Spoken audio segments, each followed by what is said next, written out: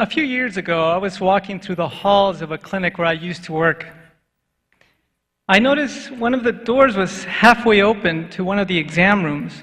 It was a small room, but I peeked in and I saw this woman crying, and I thought, it's probably none of my business, so I should just keep on walking.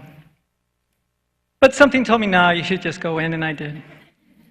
So I go in and I ask this young woman, what's going on? What happened? She decided to confide in me and tell me that she had just been told that she's pregnant. I was puzzled because usually that's news for celebration and to call parents and tell them, what's going on, but not for this woman.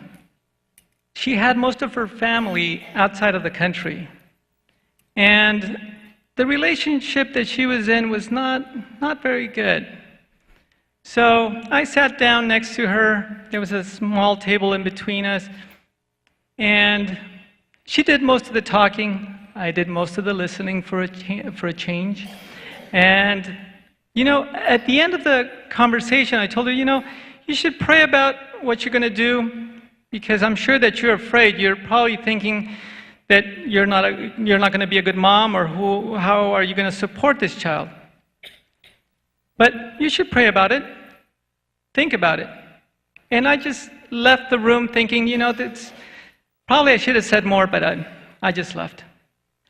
A year later, on a Monday morning, it's huge. This clinic was big, and it was very busy. It was loud.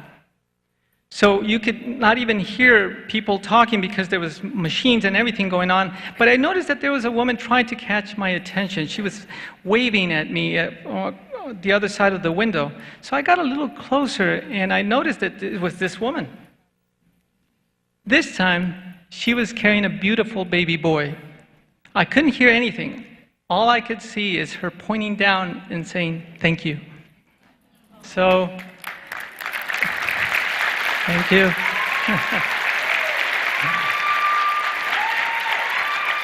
Thank you very much. So, if we look for opportunities, if we listen to our patients, we can have and make a big impact on them.